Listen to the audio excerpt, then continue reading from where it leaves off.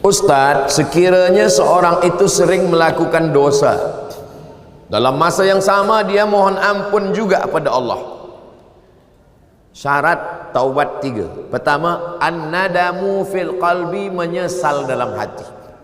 Yang kedua, al-iqraru bil lisani, diucapkan dengan lidah, astaghfirullah. Agak panjang, astaghfirullahalazim. Lebih panjang, astaghfirullahalazim alladzi la ilaha illa huwal hayyul qayyum wa atubu ilaih. Lebih panjang, Allahumma anta rabbi la ilaha illa anta khalaqtani wa ana 'abduka wa ana 'ala 'ahdika wa wa'dika ma stata'tu a'udzubika min syarri ma sana'tu abu laka bi ni'matika 'alayya wa abu bi dhanbi faghfir li fa innahu la yaghfiru dzunuba illa anta. Saya belum hafaz, gerak-gerakkan aja mulut. Menyesal dalam hati, ikrar dengan lisan. Yang ketiga, al-itmaru alla ya'uda ilaihi abadan, bertekad kuat tidak akan kembali kepada dosa. Orang yang lebih mendulukan istighfar di mulut daripada menyesal di hati, menyesal dulu baru mulut. Siapa yang mulutnya dulu beristighfar, belum ada menyesal di hati, kal mustahzi, seperti orang yang mengejek, mengolok-olok Allah SWT. Mudah-mudahan kita berubah di bulan haram, bulan Muharram, bulan mulia. Kita semuanya menyesal, istighfar, dan tak mengulangi lagi insyaallah. Amin ya rabbal. Al-Fadil, Tuan Guru Ustaz Somad, apakah hukum membawa anak kecil ke masjid dalam masa yang sama membiarkan anak mengganggu orang sedang sembahyang? Ada namanya sobi, ada namanya mumayyiz, ada namanya amrat, ada namanya baligh. Baligh dah menimpi, dah baligh. Amrat dah tumbuh tipis, tipis macam saya inilah, tumbuh tipis. Mumayyiz sudah boleh membezakan mana makanan, mana kotoran. Sobi belum boleh membezakan. Jadi kalau budak kecil dia agak ribut, menjerit, kita katakan dia diam, ini mumayyiz. Tapi bila kita cakap gini, dia pula balik begini, itu sobi. Yang kita bawa ke masjid ni yang mumayyiz. Sebab yang sobi ini dia tak terkendali. Ayah dia takbiratul ihram, dia pun berkata game dah mula. Pak cik di samping ni, sebelah ni sembayang, dia letak cermin mata dia di bawah. Manakala ayah ni sembayang, budak ni berlari. Setiap budak ni berlari, pak cik ni kata dia takut terpijak. Lepas sembayang, assalam, tak sampai salam kiri, assalamualaikum, anak engkau ni. Jadi yang kita bawa ni yang mumayyiz. Yang sobi tak boleh terbawa. Berapa umur mumayyiz ni? 4 tahun, 5 tahun. Tengok budak, berapa budak. Ada pula puan bercakap, saya Pak Ustaz, jangankan anak, laki saya pun belum mumayyiz lagi. Na'udzubillah. Apa hal ni? Ini jadi kita bawa. Nah, mumayyiz ni di mana sop dia? Budak yang mumayyiz belum akil baligh, dia sebenarnya tidak memutus saf kalau cukup 2 syarat. Jadi kalau ada orang sembahyang, dia letak anak dia di sebelah, sebenarnya budak ni tak memutus saf. 2 syarat. Syarat yang pertama, budak ni dah berkhitan. Jadi kalau budak kecil lahir 8 hari, akikah 7 hari, berkhitan, maka sesungguhnya sudah bersih. Yang kedua, wuduk dia betul. Kenapa budak-budak kecil kita larang? Budak kecil belakang, sebab dia tak cukup 2 syarat. Saya tengok budak kecil, budak tadika, dia ambil air, ambil mata dia je, kaki dia sipak-sipak air, ayah dia tak tengok. Yang kedua, budak kecil di tempat kita banyak belum berkhitan, dan tak mungkin pula ada satu security di pintu cek, dah ni kena hafal, ini belum, ini belakang. Macam mana kita tak tahu? Jadi sebab kita tak tahu budak ni wuduknya betul ke atau tidak, apakah dia ada berkhitan belum, maka untuk al-khuruju minal khilaf, supaya keluar daripada khilaf, budak kecil buatkan satu saf di belakang supaya tak putus saf belakang. Budak kecil. Tapi budak kecil ni kalau dia saf belakang meribut, tidak. Masjid tempat saya, Masjid Agung An-Nur namanya, budak kecil tenang. Saya tazkirah Ramadan, budak kecil tenang. Saya heran, kenapa budak kecil tenang? Rupanya di belakang ada satu bawa rotan. Apa sembahyang? Saya tanya, oh patut budak ni tak meribut, engkau pukul? Tak ada Ustaz, kita tengok aja. Di muka Ustaz saya senyum, tapi muka budak ni. Ini tentang budak kecil, kita bawa ke masjid. Kalau di masjid masih ada budak kecil, berbahagialah. Berarti apa? Masjid kita 20-30 tahun lagi tetap ada yang iktikaf kajian duha salat berjamaah. Allahu Akbar. Tapi kalau di masjid tu dah tak ada lagi budak-budak, oh, kita tak tahu masjid kita boleh jadi macam masjid di Andalusia. Masjid Andalusia tak ada lagi orang sembahyang. Datanglah turis datang ke Andalusia, dia tengok dah jadi museum, tak ada lagi orang sembahyang. Dia nak sembahyang pun tak boleh, forbidden, tak boleh sembahyang. Maka dia azan di situ, Allahu Akbar, Allahu Akbar. Polis heran, apa awak azan sini? Batu-batu ni dah rindu lama tak mendengar azan. Jangan sampai masjid kita menjadi masjid seperti di Andalusia, sebab tak ada lagi budak-budak sembahyang. Tapi tetap kita atur, jangan sampai balik dari masjid semua naik, marah naik. Kata puan di rumah, abang ke masjid nak hilangkan setan? Aku berjumpa setan di masjid. Tiga, yang berbahagia Ustaz, apa hukum selepas solat terus melihat handphone? Assalamualaikum warahmatullahi, Assalamualaikum warahmatullahi. Bini aku suruh cepat balik. Ada orang tanya saya, Ustaz Somad, apa hukumnya lelaki takut pada isteri? Kata saya, lelaki yang takut pada isteri, nanti bila dia mati, dia tak kena azab kubur. Sebab apa? Sebab dia dah terlalu kena azab di dunia.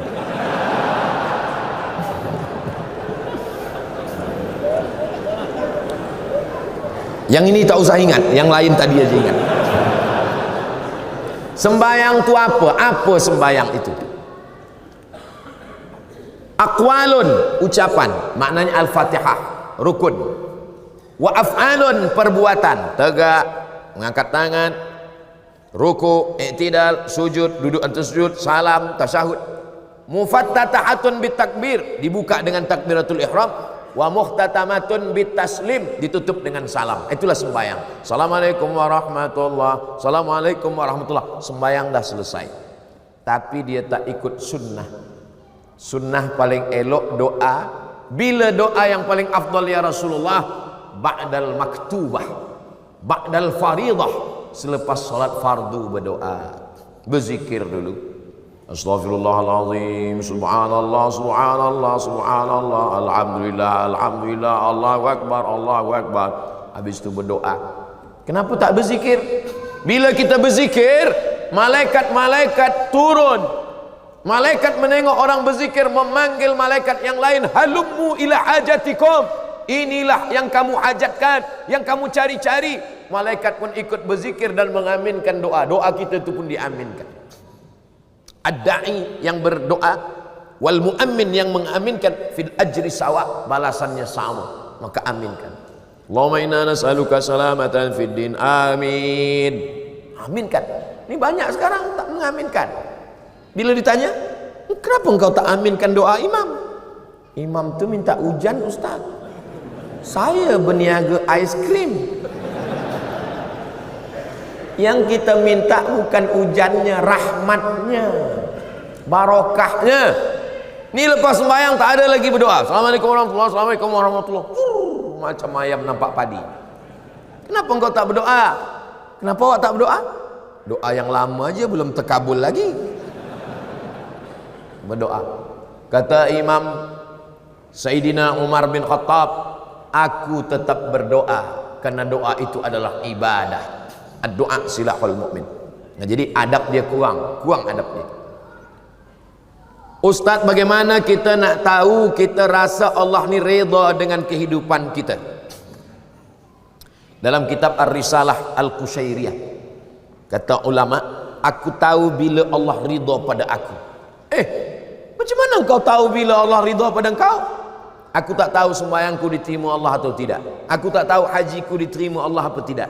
Tapi aku tahu bila Allah ridha pada aku. Macam mana engkau tahu? Bila aku ridha menerima takdir Allah, maka saat itu Allah ridha kepada aku. Apa itu ridha menerima takdir? Sururul qalbi ala madaratil qada. Hati senang, hati bahagia menerima ketetapan Allah Subhanahu wa taala. Ini berat. Banyak orang hanya pada level sabar. Kalau sabar itu hanya menahan tapi tak bahagia. Yang lebih daripada itu di atas sabar adalah ridha. Senang hati, lapang dada, tak sempit jiwa menerima takdir Allah. Dia tidak menengok ketetapannya, yang dia tengok siapa yang membagikannya kepada dia. Ini berat. Doakan supaya Ustaz Somad boleh ridha menerima ketetapan Allah. 5. Saya ingin bertanya, bagaimana mahukan rumah tangga yang bahagia di sisi Allah? Puan, ada 5 hak pada suami. Tuan, ada 5 kewajiban. Kalau dilaksanakan, insya Allah kita boleh bahagia. Pertama, bagi makan. Yang kedua, bagi pakaian. Yang ketiga, bagi tempat tinggal. Yang keempat, bagi pendidikan. Yang kelima, bagi perhatian. Sebab perempuan ni nak diperhatikan. Dia tak pernah memuji saya, Ustaz. Ada orang lain yang puji, hati saya terpaut. Kenapa engkau jalan dengan dia? Dia dah macam abang saya, dia dah macam saudara saya. Berawal dari macam-macam, berawal dari macam, berakhir jadi macam-macam. Maka kalau kita jaga ini, insya Allah. Khuliqatil mar'atu min dhila'. Perempuan ini diciptakan dari tulang rusuk. A'wajuha a'laha. Tulang rusuk yang paling bengkok bagian atas, itulah perempuan. In akhadta aqamtaha kasartaha. Kalau kau nak paksakan dia lurus, dia akan patah. Bila kau ikut, kau akan jadi bengkok. Ustaz, kalau ikut bini, Ustaz bengkok. Maka pandai-pandailah kita. Maka insya Allah, siapa orang yang paling baik di antara lelaki ini? Khairukum khairukum li ahli. Orang yang paling baik di antara kamu, orang yang paling baik kepada istri. Jadi kalau ada tuan-tuan yang paling baik di masjid, khusyuk solat, tapi kasar, cakap, caci maki, sumpah serapah. Kalau dia pergi dengan kawan, kawan ni bawa air, tumpah air, dia senyum. Tak apa, tak apa, kita ambil air lagi. Tapi kalau bini tumpah, mana mata tu? Bila sakit, bukan kawan datang, bini lah yang datang. Sakit di hospital, bini datang, suap. Makan ya bang, sabar bang, sabar. InsyaAllah sebelum hari Jumaat selesai ni, insyaAllah. Bila kita baik, dia suap baik. Tapi bila kita kasar, makan. Dah sakit, tak mati-mati pula lagi. Betul tak puan? Betul kata puan. Rasa puas hati saya pagi ni, Ustaz. 6. Zaman saya muda-muda dulu selalu tinggalkan sembahyang. Bagaimana nak mengqadaknya, Ustaz? Selepas satu sembahyang qadak, lepas zuhur qadak zuhur. Usalli fardhu zuhri 4 rakaatin qadaan. Lepas asar qadak asar. Tapi untuk asar jangan qadak di masjid, di rumah. Bila kita qadak di masjid, nanti kawan berbisik, siapa ni? ISIS. Sesat ni. Dia tanya pula, sembahyang apa engkau? Mana ada sembahyang sunat? Siapa ajarkan engkau? Ustaz Somad. Aku dah cakap lama, Ustaz tu sesat. Maghrib, usalli fardal maghribi 3 rakaatin qadaan. Bukan maknanya saya bagi makna qada ni kita ringan-ringankan saja sembahyang. Jam sikit tak sembahyang, mengantuk sikit tak sembahyang. Maknanya supaya kita jaga jangan sampai tinggal sembahyang. La kafarata laha illa dzalik. Sembahyang tak boleh ditebus dengan puasa. Sembahyang tak boleh hapus dengan umrah.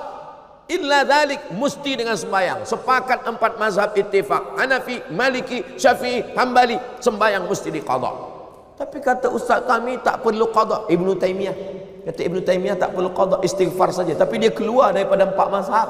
Kita pakai 4 mazhab, wajib diqada. Tapi jangan sebab tazkirah di Bukit Jelutong ni, esok semua office kosong.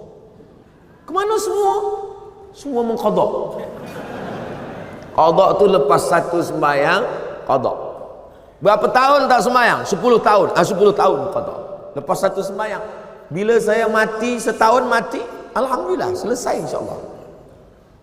Begitu cara qadha. Ustaz, adakah berdosa orang yang bekerja di tempat yang ada jual minum arak? Kalau ada orang jual arak, kita mesti tegah, kita mesti larang. Kita bukan ikut di dalam. Kata kita ikut berdalam bersyubhat. Nanti bila kena azab, kita pun ikut kena azabnya. Mana dalilnya? La ta'murunna bil ma'ruf, ajak orang buat baik. Wala tanhauna 'anil munkar, larang buat munkar. La yusikanna ayyab'atsallahu 'alaikum iqaban. Bila kau tak larang, maka nanti Allah turunkan azab, kamu pun terkena azabnya. Summa tad'unahu, kamu berdoa, selamatkan aku, fala yustajabu lakum, doa kamu tak dikabulkan Allah. Man ra'a minkum munkaran, kalau kamu tengok orang jual khamar, tegah dengan apa? Biadih, dengan tangan. Fa illam yastati, kalau tak sanggup, fa bilisani, dengan lisan. Kalau tak sanggup, fa biqalbi. Malaysia negeri Melayu Islam, banyak tempat mencari nafkah, cari yang halal. Yang kita cari rezeki ini adalah wabarakatan fir rizqi. Yang ada kuasa tegah, yang tak ada kuasa dengan lisan. Dengan lisan tak sanggup, dengan hati. Tapi jangan kita ikut di dalam. Mendengar khutbah Jumat, ada yang menengok handphone. Apa hukumnya? Man la'ibal hasa fala jum'ata lahu. Siapa yang main-main batu, maka tiada Jumat baginya. Man la'ibal hasa faqad lagha. Siapa yang main-main batu, dia dah sia-sia. Dulu lantai Masjid Nabawi tak ada hambal, tak ada semen. Masa tu batu. Khatib sedang berkhutbah, dia main-main batu. Kata Nabi, man la'ibal hasa faqad lagha, sia-sia. Idza qulta li sahibika ansit, kau kata pada kawan sebelah engkau, "Hei diam," faqad laghauta, kau sudah sia-sia. Jadi sia-sia. Handphone matikan dulu. Ada kawan saya dari Belanda, Holland, kata dia di sana orang tak ada main handphone, dan kemudian tak ada bunyi handphone sedang sembahyang. Saya tanya, kenapa mereka boleh disiplin macam tu? Sebab ditulis di dinding, siapa yang tahu main handphone bayar 100 pon ke 100 dolar 100. Maka kalau ada nanti buat di dinding, siapa yang main handphone bayar 1.000 ringgit. Kosong pula masjid, dia cari masjid lain. 9. Yang berbahagia Ustaz Somad, saya suka tengok media sosial, antaranya TikTok. Bila saya tengok TikTok, tertengok perempuan tak bertudung menari-nari. Apa hukumnya Ustaz? Kalau tertengok tak apa, tapi kalau sengaja menengok, maka bila dia scroll nak cari TikTok Ustaz Abdul Somad, cepat-cepatlah, cepat-cepat. Apalagi kalau ada bini di belakang, cepat-cepat. Dulu orang sangka bila dibuat WhatsApp ini, orang Islam akan rosak sebab dia akan share video yang tak baik. Rupanya yang di-share orang video tazkirah, solawat. Dulu sangka orang dibuat TikTok, awal-awal muncul TikTok, umat Islam akan rosak dengan TikTok. Rupanya sekarang TikTok pula isinya dakwah macam-macam. Jadi semua menjadi Islamik. YouTube Islamik, TikTok Islamik. Maka yang Islamik yang ditengok. Kata Sayyidina Ali, la tatbi'in nazratan nazrata. Kalau mata engkau tertengok, maka cepat palingkan. Pandangan yang kedua, laka. Pandangan yang kedua, alaika. Yang pertama, untuk engkau. Yang kedua, engkau akan dihisab. Maknanya, kalau tertengok, palingkan. Ada juga orang salah faham dengan hadis ni. Kalau tertengok, jangan berkedip. Itu tak betul. Last 10. Saya keliru pahaman ahli sunnah wal jamaah dan pahaman wahabi. Boleh Ustaz terangkan? Panjang. Saya ringkaskan pada 3. Dia menengok saya sebagai pelaku bid'ah. Kalau bid'ah dalalah, kalau dalalah finnar. Maulid Nabi bid'ah, Isra Mi'raj bid'ah, menyambut 1 Muharram bid'ah, malam nisfu Sya'ban bid'ah, berdoa mengangkat tangan mengusap ke muka bid'ah, pakai hadis dhaif bid'ah, talqin mayat bid'ah, tahlil bid'ah, maka bertarekat bid'ah. Abdul Somad ini pelaku bid'ah dhalalah finnar menurut dia, padahal kita punya dalil-dalil. Yang kedua, orang yang bertawassul kata dia musyrik.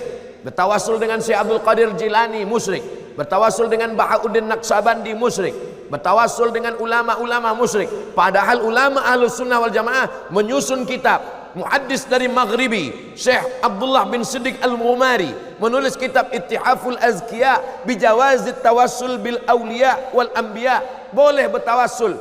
Aku bertawassul kepada engkau ya Allah dengan kemuliaan Syekh Abdul Qadir Al-Jilani. Mereka mengatakan orang yang bertawassul berarti dia musyrik karena dia meminta kepada wali-wali Allah. Yang ketiga, mereka mengatakan orang yang mentakwil ayat mutasyabihat kafir. Sedangkan Asy'ariyah mentakwil ayat mutasyabihat. Ar-Rahman 'alal arsy istawa, Allah duduk di atas aras. Siapa yang memahami Allah bertempat duduk di atas aras, maka dia adalah mujassimah menurut Asy'ariyah. Lalu apa makna Allah bersemayam di atas aras? Maknanya Allah Maha Kuasa. Kata dia tak boleh ayat ini ditakwil. Siapa yang mentakwil ayat berarti kafir. Itulah percanggahan yang membuat kita tak boleh bersatu. Dia tengok saya sebagai pelaku bid'ah, dia kata saya ni sebagai orang musyrik kerana bertawassul, dia katakan saya ni sebagai orang kafir kerana saya mentakwil ayat. Maka tak boleh kita bersama sebab ada 3 perbezaan yang amat sangat mendasar. Di akhir majlis mari kita sama berdoa kepada Allah. Mudah-mudahan Allah berikan kebaikan-kebaikan muharram untuk kita semua. Allah jaga keluarga kita, negeri kita, baldatun thayyibatun wa rabbun ghafur. Ala hadhihi niyah wa kulli niyatin salihah. Al-Fatihah.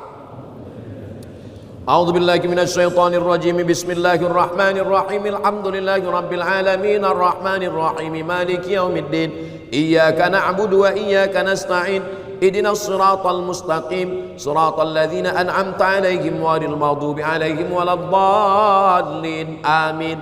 Allahumma salli ala sayyidina Muhammad wa ala ali sayyidina Muhammad. Assalamu alayka ya Rasulullah. La tada' lana fi maqamina hadha wa fi sa'atina hadhihi dhanban illa ghafartah. Ampunkan segala dosa-dosa kami ya Allah.